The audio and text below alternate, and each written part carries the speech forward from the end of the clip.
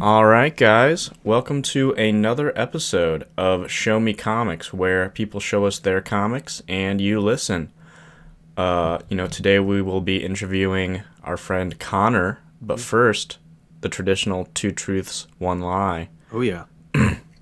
Arthur's turn. Let's go. All right, two truths, one lie. Let's start. I have seen Green Lantern, the movie, in theaters multiple times when it came out. Okay. Two, I have only seen two Studio Ghibli movies. And three, Wow. I burnt out the tape, like the VHS tape, of Who Framed Roger Rabbit as a child from rewinding it so much. Ah, well, I know one is definitely true. That one's a softball.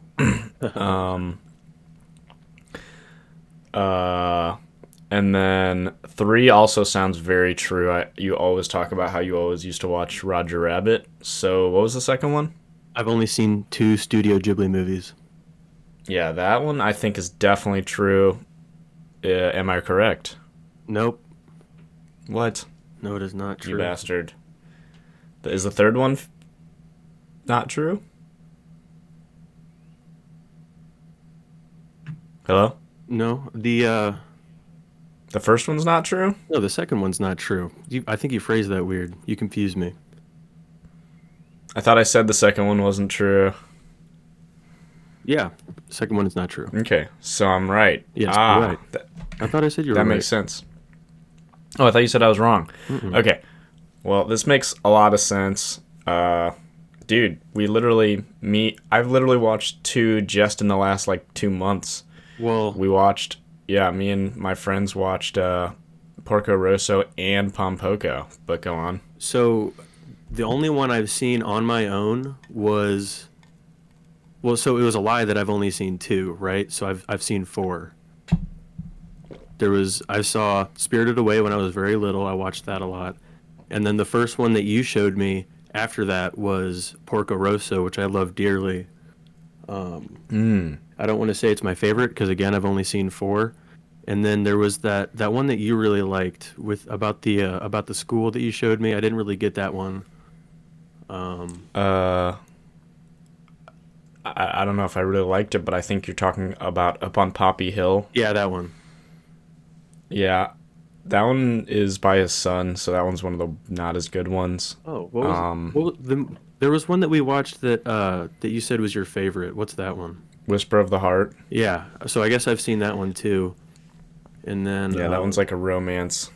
I want to count Boy and the Heron, but I did fall asleep through that. Yeah, well, you can count that. I think you're right, though. I think I said that was the truth when I meant that was the lie. Right.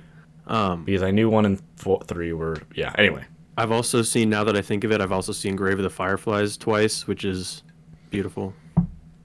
Yeah, that's insane that you've seen that one twice. But yeah, I guess that's... Wait, that's good then that's a lie then, because you've seen a lot more than I suspected. So, yeah, I watched the sub with you for Grave of the Fireflies for the first time, and I was like, I have to show this to my mom, because she showed me Spirited Away when I was little, and she was like, well, I don't want to watch it in Japanese, so let's watch the English dub. And it was all right. I don't think it was necessarily as good, not that I'm biased Wait, towards... did you just say you showed your mom Grave of the Fireflies? Yeah, she loved it. Oh my god, my parents walked out. They were Really? like, this is too depressing and sad, yeah. I don't know, my mom's tough. I mean, it's a cartoon. Yeah, it's just a cartoon, a little silly cartoon. Yeah. Yeah, if anyone doesn't know, Grave of the Fireflies is one of the most traumatic cartoons you could probably watch, and it was a double feature with My Neighbor Totoro when it came out, Oh, no. which is, I don't know. Never seen that one. That's just crazy. That's insane. That's like the most popular one, I'd say, after Spirited Away or Mononoke. I haven't seen Mononoke. That's one of my brother's absolutely favorite movies. It's funny you brought up Green Lantern. My coworker the other day Jacob was like, do you think this new Deadpool movie's gonna suck? I was like, it'll probably be better than Deadpool 2. And he's like, I just feel like it's gonna be super cringy and it's gonna suck. And I'm just like, why?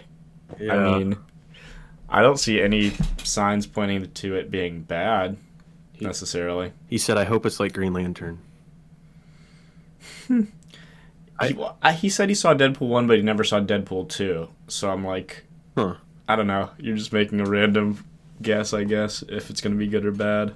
Yeah, just wants to be contrarian. I don't know. I mean, I don't see how it could not be entertaining. I mean, you can argue anything's a good or bad movie, but I think it'll definitely be entertaining. Like, you know. I mean, who doesn't? He said, well, I think his argument also is, I just wish Hugh Jackman stopped after Logan.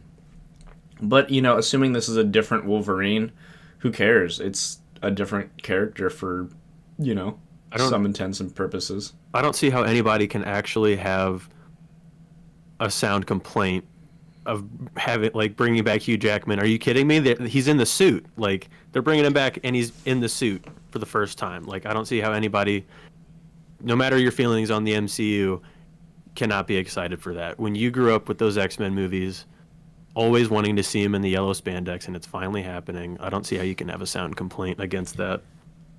Well, I was talking about this to someone at work, and the only time we saw Hugh Jackman in the yellow suit was in the movie Flushed Away, the animated movie where Hugh Jackman voices a rat. What? At the start of the movie, he's like choosing his clothes, and one of them is a Wolverine costume. Oh my god! So yeah, and then you see you see his costume at the end of The Wolverine, which I don't understand what the point of that was if they weren't ever going to do it, but now they're doing it. So, and they edited out apparently they had some people bitched about him having sleeves, so then they had to edit out sleeves in a bunch of scenes. So I was definitely one of those people. I don't care if it has sleeves. I mean, I don't know. He might get cold. He lives in Canada. I think the reason was that he has some kind of skin condition, like he's prone to skin cancer, maybe, which I get. That's fine. But yeah, just edit it out. I don't know. Well, then it's weird that you edit it out because it's just like, first of all, some guy had to do way too much work to do it. I guess they just didn't want to, reshoot it. It seems like sometimes they remade the suit and sometimes they edited it. Well, it's also a weird argument considering that most of the time, as Wolverine, he was in a fucking tank top. Yeah.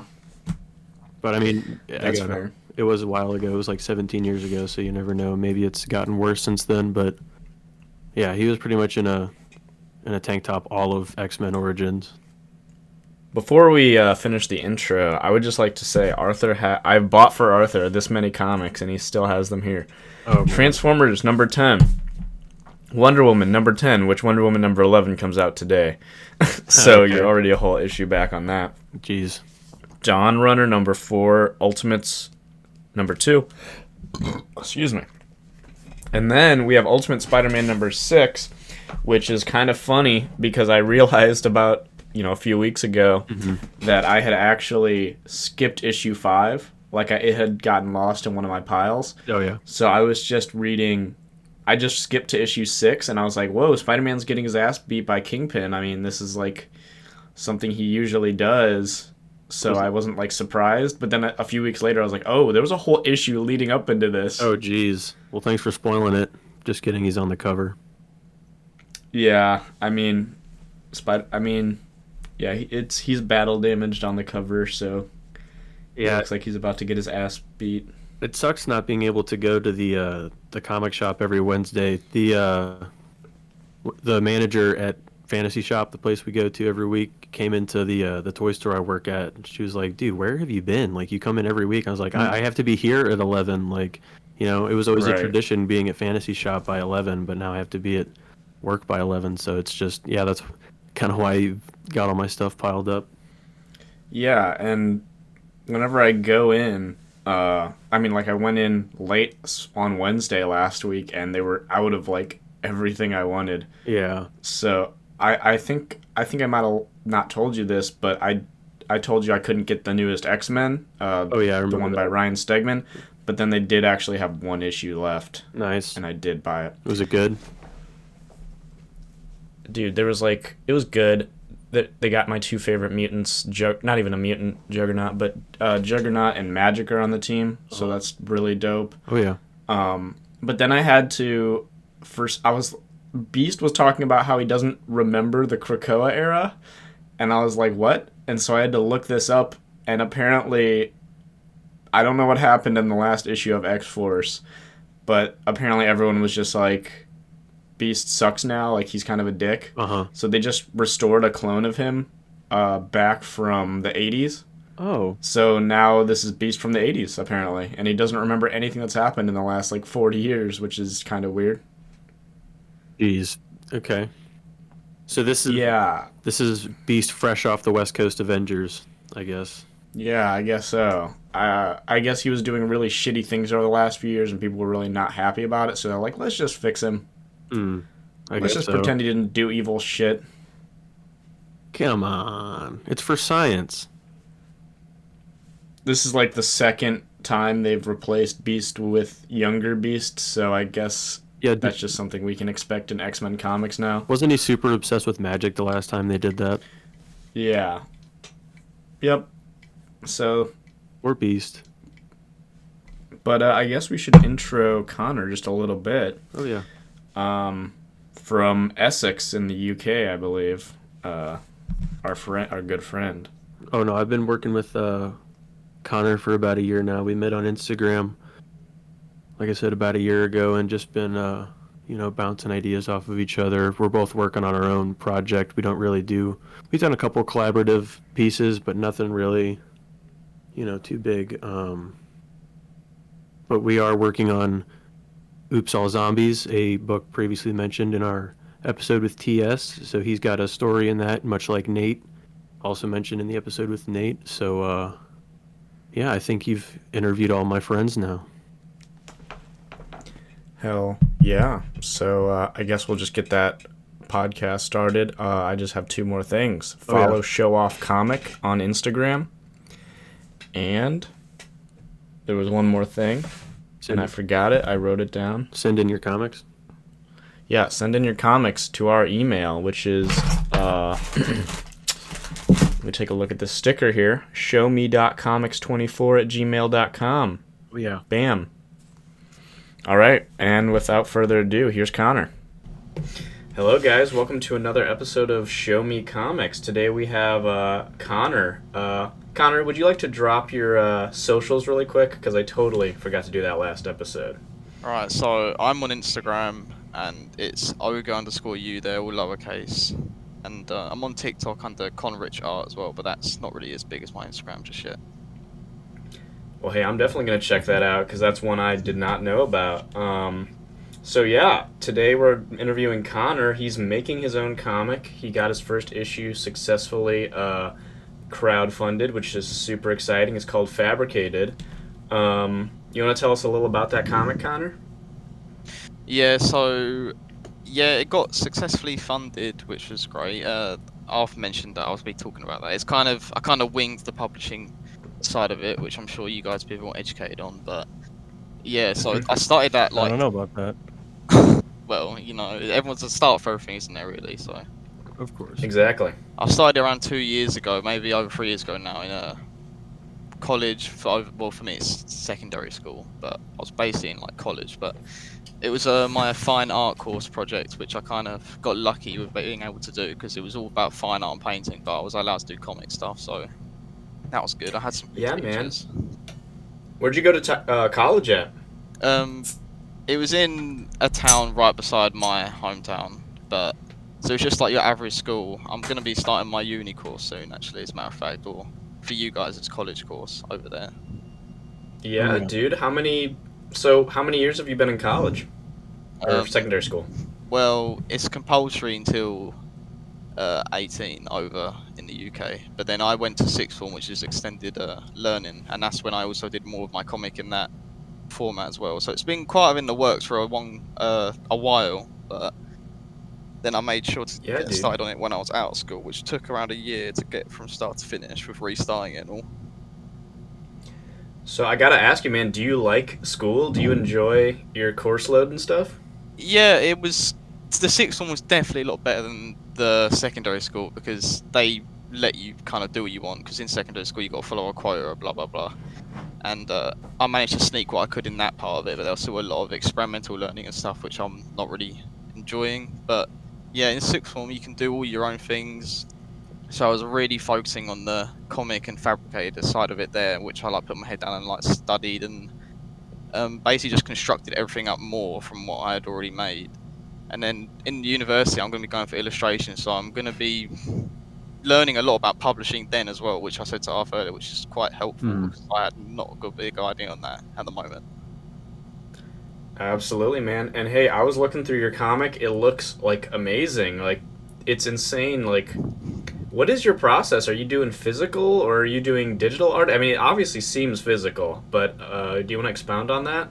Yeah, issue 1 was all traditional work, and issue 2 so far has all been only digital on Procreate. I never really did digital until this Christmas that had already passed 6 months ago. And ever since that's happened, I've been doing it pretty much a lot more than traditional.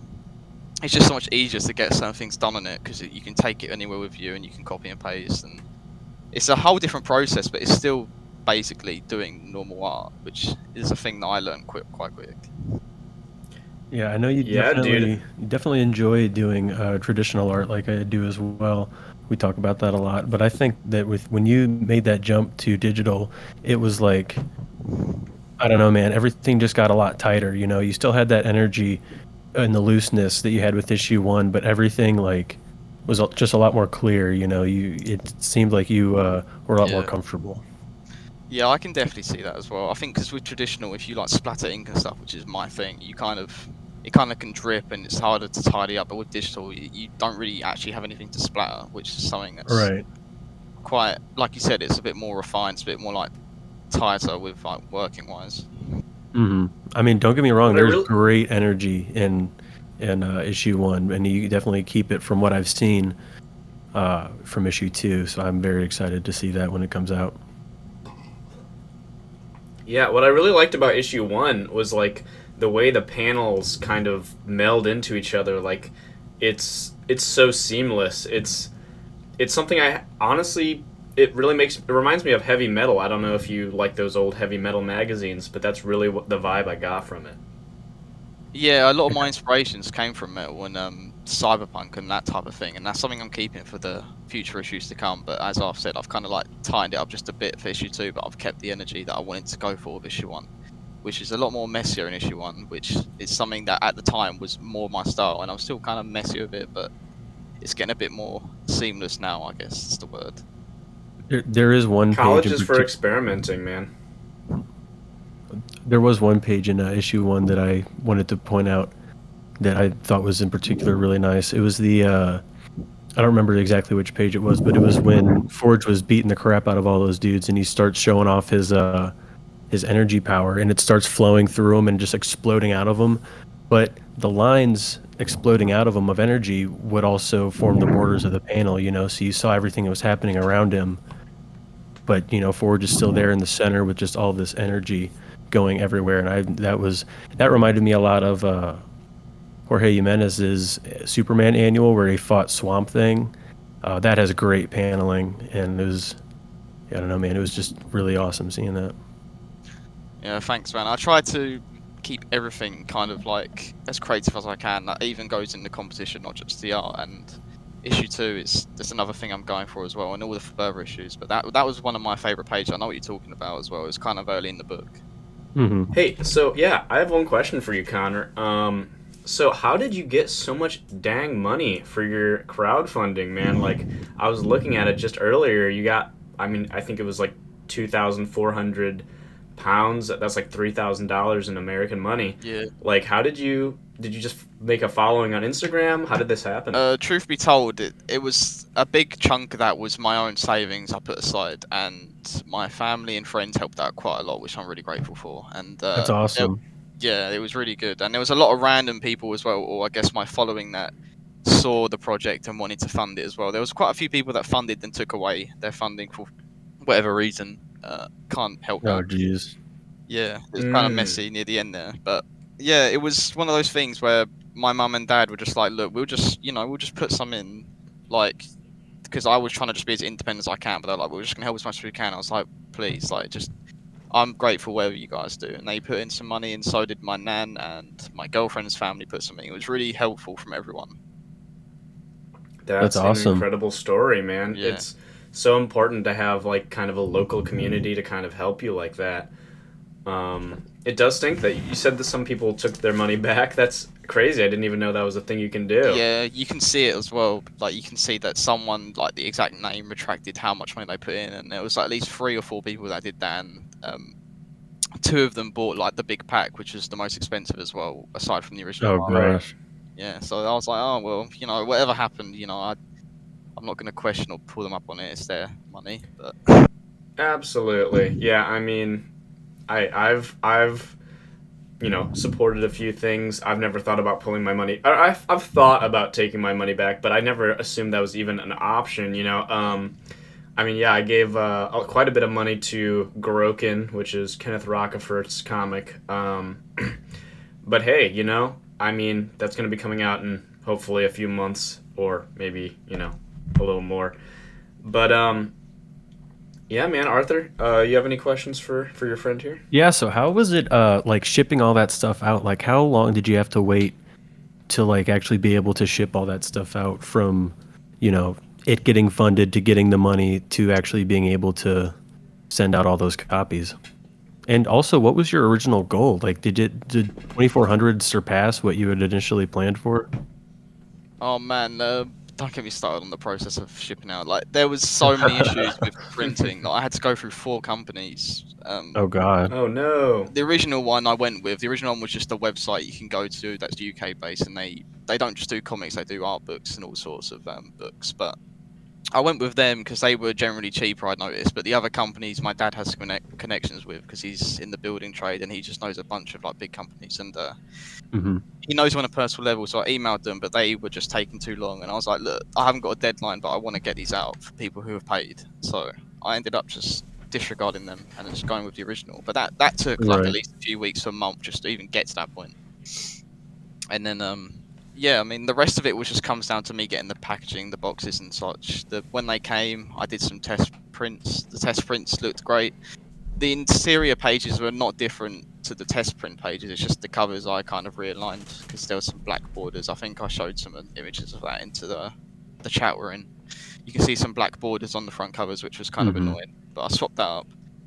And so yeah, like the original goal, the money was kind of like a thing I didn't really have in my mind from the beginning. That was kind of a thing that came along when I was finishing the project. I was like, okay, well this is getting Hmm. you're finishing. You got to actually think of how you want to fund this.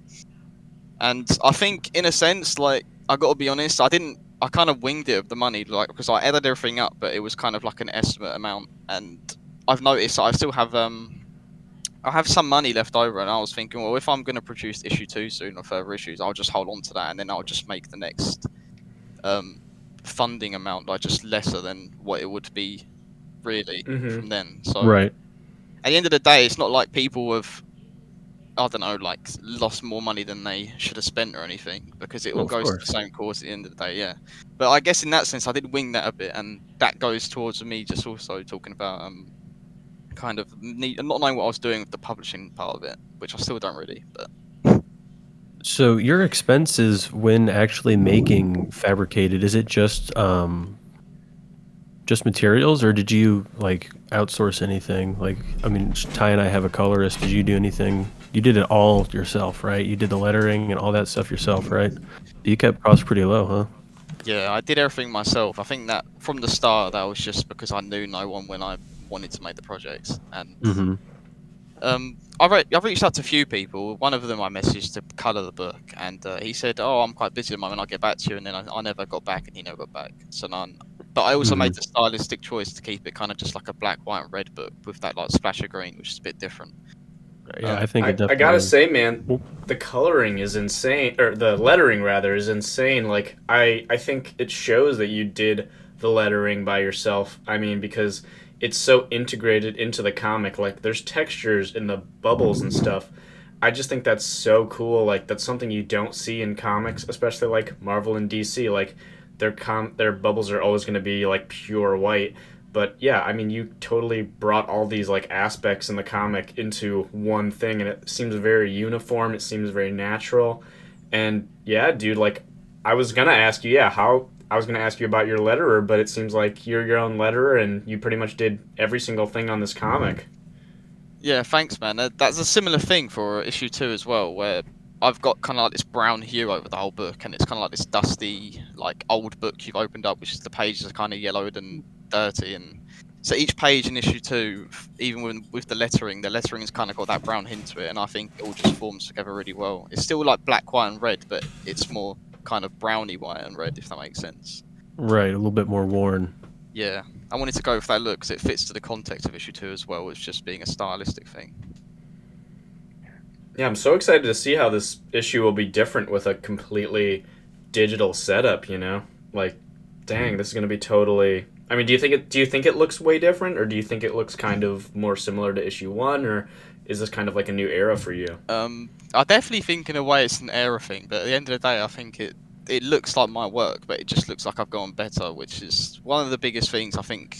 For example, if any of us got a career in comics, you'd notice with any of our works that when the later the years go, you probably just see that they'd improve in every way. And I think this is one of those things where issue 2 is already an improvement from issue 1.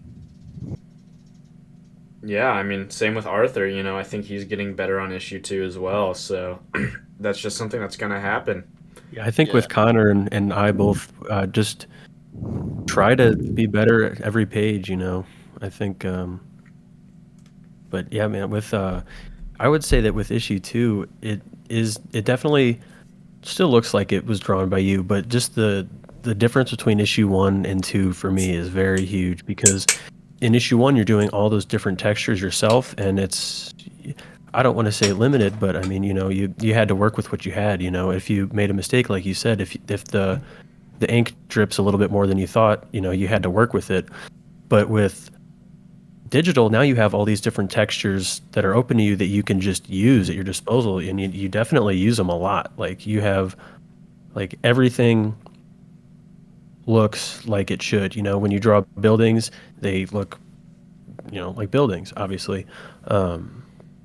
But I was wondering, do you use like a lot of reference? Because it's issue 1 is very energetic with the poses, and then issue 2 is a lot more, just it has the same energy, but it's like I said earlier, it's more tight. It just looks like the clothing looks natural, the faces look real. Like, what kind of reference have you been using, if any? Yeah, I used a lot of reference so far for issue 2. Nothing like copying or anything like that, but I Oh, used of a lot of my course. own reference. I'd like if there was a tricky clothing angle, I'd like take a picture of my arm like in a jumper and I'd like use that or something like that. Something that's just I produced my own reference basically for when I needed it. But going along with what you said with issue 1, I guess the whole of issue 1 for me was winging it. The whole process, I kind of barely used reference for issue 1. I just did it all from my mind, which you can kind of probably Hmm. tell. Um, and I still do that now in issue 2, but I think I've taken the Jason Shawn approach where he uses a lot of reference for the tricky parts, or just to get I guess the proportions down and like the realism down. Because I'm an artist that likes realism in my art as well as It definitely shows. exaggerating it. Yeah.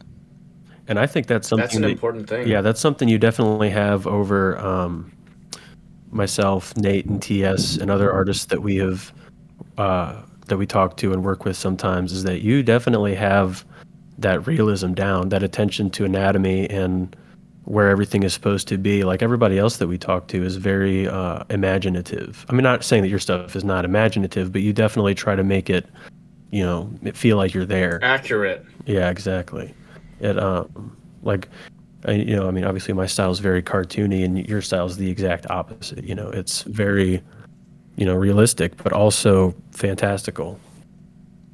Yeah, I wanted it to be even when my style was kind of in that experimental stage where I was like, oh, I want to just copy Finch, or I'll do something a bit more cartoony. Hmm. I've always had that aspect where I think it's because I've done fine art for years in school and obviously doing the courses and stuff. It's just like I've known more of kind of keeping things that real um It version. definitely shows. Yeah. So you don't have to pay for college over there in England? Like do you just get to go to secondary school, or do you have to pay a certain amount? Secondary school is compulsory until you're 18, so it's free education. Extended education is free as well. But when I'm starting uni soon, which is I think your version of college, I'll have to be pay tuition fees for that. Mm.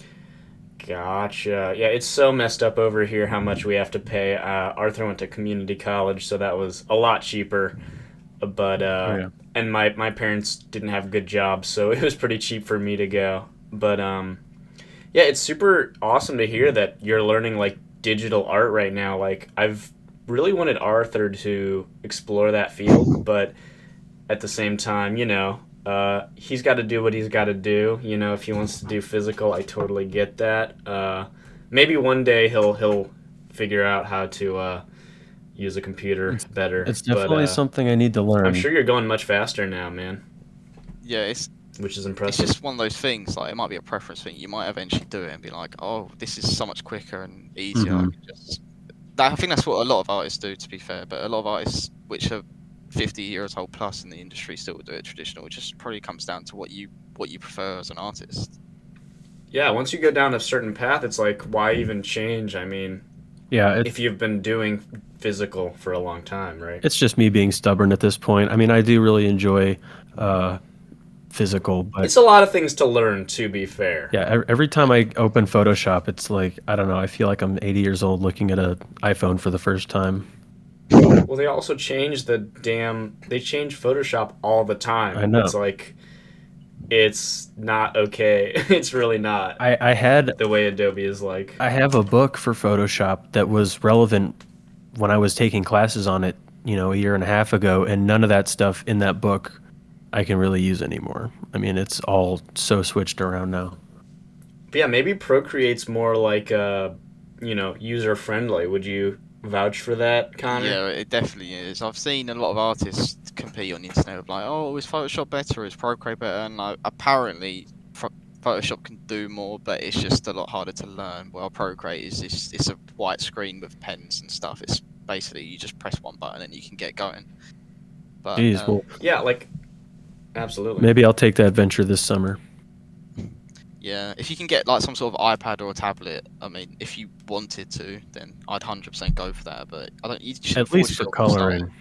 Yeah, At it's least really for helpful for that. I just don't like coloring on top of my inked work all the time because that's where I'm still a bit shaky and I don't want to mess anything up because I think I've finally gotten to the point where my inks is starting to look clean and I don't like messing up the original works.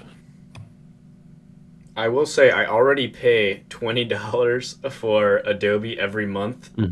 That's for every single Adobe product. So, if you do want to try to use Photoshop, go for it, because I also use Adobe to edit this show. But I'm curious, yeah, like, did your school teach you to use Procreate, Connor? Or was this kind of like, I'm going to do this? Like, I've looked online, this is the best, thing for me?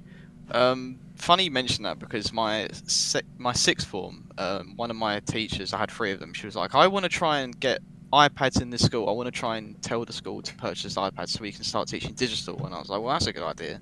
It never happens. Mm-hmm. Schools always say they do things, it never changes. But Of course. funny enough, my girlfriend actually had Procreate before me, and she does tattoo designs and things. And I was like, well, that looks really neat. Like, it's really easy and simple. You can just pull your iPad out wherever you go if you need to and just draw. And I was like, well, I want to give that a go. So I got one in the end, and then here we are. I've just been using it pretty much daily since I've owned one. So do you pay for that once, or do you have to pay monthly? Procreate is a one purchase thing. I think it's just like £12 or £14 for me. I did. Oh geez. See, that's the problem with Adobe is like they've gotten the whole industry hooked on Adobe. They've gotten the schools hooked on Adobe. Yeah. So they can charge whatever they want. It was to the point where my school was like, we're not going to pay Adobe these like exorbitant fees anymore. And so none of the kids had the literal thing they needed to, create movies because I went to school for film. And so it's like, it's ridiculous, the school should at least, provide that. Although if you're going to be in Procreate, maybe it would be fair to just buy that for the rest of your life. But here in America, it's just so messed up, like the college system, and just Adobe recently even got like a lawsuit for being super hard to cancel. So I mean, I do feel like a lot of people are trying to rip artists off in this age, but I guess we should expect that. I don't know, like Yeah. that's just where we live now. Yeah, definitely. I mean, I barely Yeah, use pretty much. Photoshop. So I've always tried to crack it for free, but that's illegal, so I shouldn't really speak on that. No, I'm just not smart enough to do that. I've tried in the past, and now my internet provider won't let me pirate things anymore. So Yeah, that's the issue. They're cracking down on piracy now as well. yeah, basically.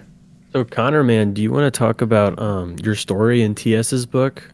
I don't know if it has an official name. I'm sure it does. I just missed that in the group chat, but yeah, do you want to talk about that?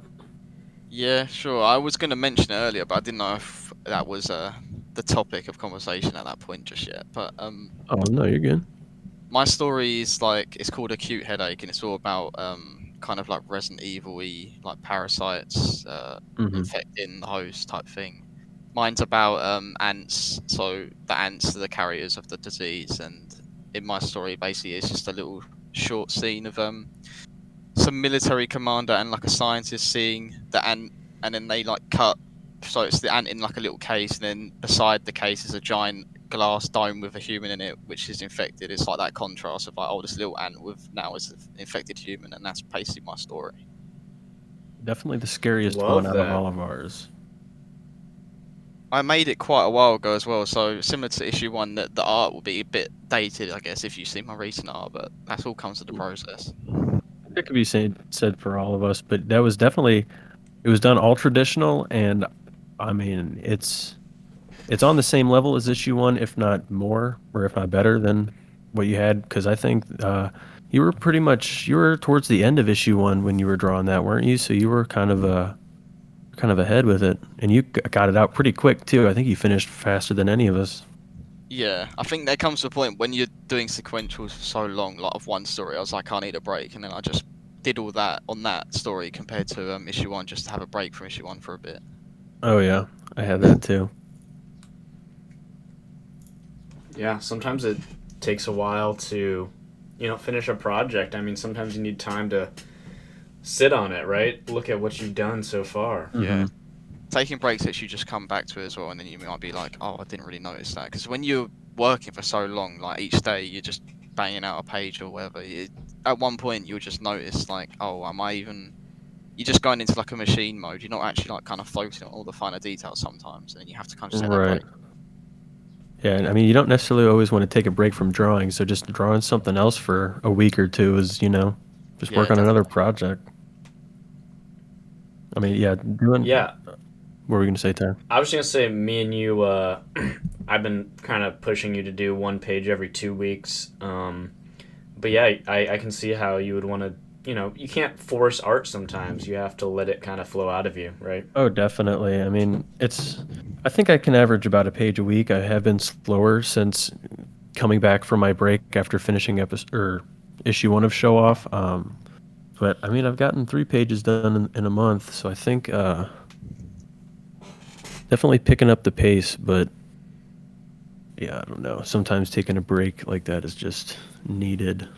I think the speed is one of those things that's a bit hard to maintain as well. Like with issue one, I was so inconsistent with the speeds of one day it was like I could barely do a page a day, and the other day it was like a few days. It was just like, oh, that was another annoying thing about the whole process. But you get it done eventually, and it's just something you work on as an artist. Well, it's a lot of it's Yeah, go on. it's a lot of concentration, and I mean, it's not necessarily physically exhausting, but it is very mentally exhausting. So when you're just sitting there for however many hours a day, I mean, you can't be doing it all day every day because you're gonna go crazy. Your ass is gonna fall asleep, you know. Uh, but I mean, yeah, at some point you just Some people definitely, unfortunately, do yeah, do it like Yeah, all day. Like yeah. You once you realize, I think when I started as an artist, like I thought it was gonna be okay. Like I do this for a year and then I get really fast at doing it. right. It's like that. That's not how that works. It takes years to be quote unquote fast at doing it. Oh I yeah, think. I mean, I don't know. It depends for everyone's different art, obviously, but yeah, putting out stuff consistently, it's hard and it takes a long ass time, and you may never get there, and you may just realize art's kind of just for fun. But I don't know. We're trying to pursue it in kind of a, try to make some money kind of way, yeah, and you do have to be fast in some sense of the word, right? oh yeah. I think yeah, once you like get into the habit of doing it every day, and it's just okay. I'm gonna wake up and start working on this for 4 hours before I do anything else, and then I have the rest of my day. That's, one thing, creating that routine. But then, like I said, taking that break after finishing season 1 of Show Off, God damn it, issue 1 of Show Off, was like, I just needed a break, and now getting back into that routine after playing video games for a month and a half is kind of a slow start, retraining myself to have that discipline to Just be nice to yourself, man. I mean, it's not all about speed and time. Like, even though I'm like trying to force you to do it faster, like, yeah, just chill out. I mean, well, no, but take your time. yeah, but having that deadline, or at least the sense of urgency, is good to have, because I mean, there it is. There's a middle ground. Yeah, but I mean, just being consistent and trying to do something on a timely manner, just not breaking the chain. Do a little bit every day. Yeah. I'm starting you up on that. Like, I'm trying to keep a routine recently. Before, I'd try and do as much as I could every day, and then, as you say, you're like, you like your butt starts hurting on the seat for sitting on the seat for like 6 Right. hours. You need like that break, like whether you go gym or just get up and eat something. Because sometimes I've forgotten to eat during the days like properly. So it's kind of like you said, it's like a mental like battle where you just want to work, but also you need to like help yourself on your body and actually take those breaks. Yeah, like we got the rest of our lives. Like, eat good food, just chill out for a day. Yeah. Like, it's not that serious in a way. I mean, like, is it going to change the world if your comic comes out 6 months later than you thought it would? Maybe not. I mean, yeah, just don't take it too seriously too, I guess, is kind of where I've been coming to with art. Yeah. I mean, that's definitely a hard or an easy mentality to get into when doing this and trying to take it seriously, is like, yeah, if I'm not working on a page right now, I feel like shit. I'm just wasting time. Why am I reading so many comics, playing so many games, smoking so much weed? Like, I should be working. It's this. I want this to be my job, so I need to be working. So it's kind of hard to get out of that. Being so tough on yourself and letting yourself, take a breather and realizing that, yeah, you're right, Ty. It's not a huge deal if this comes out a little bit later than I want it to. My mindset of it is, if I don't hit a certain milestone each day or every so often, I'll feel like crap as well. Like, I try and do at least a page a day. I'm at the point now where I can do a page per 2 days, where I just do like a massive chunk, and then the next day it's kind of like a little chunk left, and then I'll start the next one type thing. Right. But if I don't do that massive chunk every day, I'm like, oh, this just feels like kind of like a wasted day, because we're not under some sort of schedule. We're not employed yet, which is a good thing. But also, as you said, I'm trying to. You got to try and train yourself or practice to. You got to take yourself seriously. Yeah, because that's what it's going to be like if you actually got into comics. Like, they're very strict. They're very strict if you work on big comics. Schedule. I mean, again, that makes the argument for not wanting to be in the industry. Like, do you really want to push yourself so hard that you potentially break? I mean, one page a day, man, that's super impressive. Like, I think that's very fast. When do you think the issue 2 is gonna be dropping, or when do you think you're gonna start the Kickstarter for that? Like, what's up? The plan is, I've already discussed this a bit, but so issue 2 is coming along quite quick compared to issue 1. A whole 6 months quicker, because issue 1 I had a thing where I restarted it and then it took some time. And with issue 2, I thumbnailed every page out from the beginning, and whether I change the thumbnail or not, I just tweak it a bit. So everything's kind of just already set on getting done. And I was planning on, I don't know if I was going to actually do a Kickstarter for issue 2 or each individual issue. I was going to kind of make them into like a volume type thing, like a volume 1. I'll probably release issue 2 as digital alone once that's out. And then I was going to be like, once issues 1 to 5 are done, I was going to make a volume book, which is volume 1 of Fabricade, which would be around 120 pages long, I think, because each issue is 30 pages, so that'd be like a nice amount for like a graphic novel, I think. And then I'll keep. Hell yeah. Yeah, dude, that's freaking awesome. That's super exciting. Yeah, just make sure to read some comics while you're making the comic, dude. Don't burn yourself out. I definitely had to deal with that so many times during school, so I hope you can get through it without hating school. Like, I definitely came out of college hating school, but that's okay. You live and you learn. I have one question for you, Connor. Have you been reading any comics lately, man? Not that much recently. No, I've been playing more games recently than reading, but What you been playing? I've been playing a lot of Valorant with my friends because I don't know. I've always been a single player type of game person, but recently it's been like competitive games have been kind of angering, but also kind of fun when you have a good game. But Yeah, they give you some of that dopamine, definitely. yeah, When you kill another player that you know is not a robot or something. yeah, exactly. Now, I know you're into Counter-Strike, Connor, but you and Ty happen to both be huge Nintendo nerds. Yeah. Oh yeah, dude. We got the new Zelda coming out in like 2 months. Oh, my friend wants I'm to buy hyped. the new Switch Lite just for the new Zelda. Like he doesn't even the new Switch Lite. That is the Zelda theme one. He's already got a Switch. That makes more sense. They're trying to get rid of those old Switch consoles. I know it because they always do that. They always release a gold one when they're like, "We're about to, drop our next console. Let's drop a gold one so everyone buys the old one." I've had one But go since for it. 2017, like my original one. Yeah, dude. This is gonna be a great last year of the Switch. We got Zelda, we got Mario and Luigi, we got Mario Party, we got Metroid Prime coming next year. I mean, it's banger after banger. Yeah, I know. I haven't been playing as much Switch recently, but I think this is one of those things with Nintendo. Whether you love it or you hate it, it's one of those things that you play consistently for years, and then like you kind of have a big break from it, and then they release a bunch of good games in a row, and then you just come right back to it. There's like this great quote by Reggie, who is the guy who ran Nintendo of America, where he's like, Sony is like a Blu-ray player that wants you to buy their games. Xbox is like, I don't even remember how they described Xbox, but I'm sure it wasn't nice. It's like Nintendo, all they care about is their games, and if they're good, no other company is like that. They just care about profit, and they care about, I don't know. I play my PlayStation plenty, but it's mostly Mortal Kombat and Fortnite, so it's not like the most inspired games ever. Um, but yeah, dude.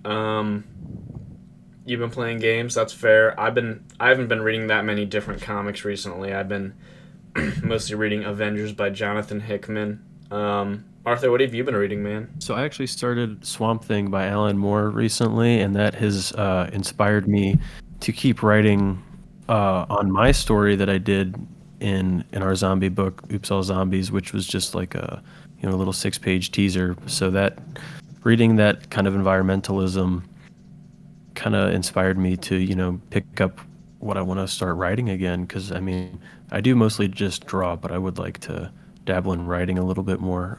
But other than that, I've been reading The Question still. That's very long. Young or not young. X-Men First Class by Jeff Parker and Roger Cruz. That's really good. I read that as a little kid. They're just little one-shot original X-Men team stories. They're funny. Very funny. Definitely directed towards kids more, but I don't really see a problem with that. I think they got a lot of personality, and the art's pretty good. Yeah. Hell yeah. Well, there is one more thing I would like to talk about on today's episode. It's kind of sad. Oh, no. Do you like Star Wars, Connor? Oh, I'm gonna disappoint you. I'm not really the hugest Star Wars fan, to be honest. That's totally fine. This is more of a comic book thing anyway. Right. So, there's this gentleman, I can't remember if it's a guy or a girl, just someone on Twitter was talking about how they were writing a Star Wars story, right? It was about the last clone trooper, and they basically had a bone to pick with YouTubers that make videos recapping comics. Oh, no. Basically saying, and this completely resonates with me because it was like, okay, this person had written 2 comics about the last clone trooper, and basically they were very well received, but not a lot of people bought it. And then, some people on YouTube just decided to recap it, and got 1.3 million views on this, right? And so this Twitter person who wrote this comic was like, it would have been nice if people had bought my comic instead of just watching the YouTube video on it. Like, maybe then I could have even written more than like 2 issues or however much they wrote on it. And, for me, that really hits me because I am kind of like a YouTube creator, and it's like I would never make something and not cite the original creation and not. I really want to try to make people watch or read the original thing, and that just made me so sad. Like, literally, YouTube creators are stealing comic book creators' money, and I don't know if that's fair or I don't know. It's just kind of the world we live in now, and I just thought it was an interesting story to bring up. Any thoughts on I that? think a lot of YouTube these days is just content stealing. To be honest, I watch. Yeah, YouTube, Instagram, Yeah, I etc. watch mainly just commentary channels, and arguably, yeah, they could steal content, but the the, the way they talk is just original thoughts and their own opinions, and that's a lot more interesting than just watching someone like react and give blatant, like, Yeah, generic answers. And I do think, yeah, a lot of stuff is stolen these days. And if you watch a YouTube channel where they kind of like, oh, they're watching reviewing a movie or something, they've always got to include like, don't, watch the movie before you watch this if you're interested, type thing. That's always something yeah. you got to do. The whole like internet system of getting money to me is just broken. Like, I saw this Twitter thread on Instagram. Like, what does that say about me? Like, I'm getting my news from this secondhand source. It's like it's just a race to make the lowest quality content that'll get the most views. I mean, I guess fine, but it's not. It doesn't make me happy. It doesn't. I don't enjoy the content I see a lot of the time. But yeah, that's pretty much where I'm at. I guess I got two things about that with that YouTube stuff is that um yeah, it really pisses me off seeing those, especially when they don't have a spoiler warning. I mean, I'm sure not a lot of people really care about spoilers, but when I see But one when of you those do, videos, yeah, of course, but like when I see one of those videos talking about a comic or recapping an issue of a comic book that came out a week or two ago, it's like, well, fuck, why do I even need to read that now? You just told me exactly what happened, or right? and so my question about that Star Wars comic that the guy was writing about the last clone Hmm. trooper, how would he have even made money off of that? I don't think you can make money off of fan art like that, can you? He didn't make fan art. It was original. It was he was licensed by Star Wars to make this Oh, comic. really? Okay, well that's yeah, Yeah, this is an official Star Wars that's comic. horribly And messed he up. was, but it's funny that you bring up fan art because he was talking about how so many people drew fan art of this comic, Mm-hmm. but he said likely like him, he didn't make very much money. The publisher didn't make very much money, but this YouTuber probably made. I mean, I think their guesses on how much the YouTuber made were maybe a little inflated, but yeah, it's true. A YouTuber made a bunch of money that maybe you could have made. Yeah. It's not fair necessarily to say you stole my money, but it's also just something that exists and something you should consider when you're making your comic. Like, is your comic one day going to be AI summarized on a YouTube short? Like, Oh, Yeah, I don't, could I be. don't enjoy that concept. Like, what the fuck? I, I yeah. I used to really enjoy those videos where they would like dub over the comic. Sometimes it'd be a comic like the IDW Ninja Turtles run where there's just so much, and you'd have to go back and buy all those volumes. It's so expensive, or God forbid, read it online. And just having that voiceover is a nice added touch.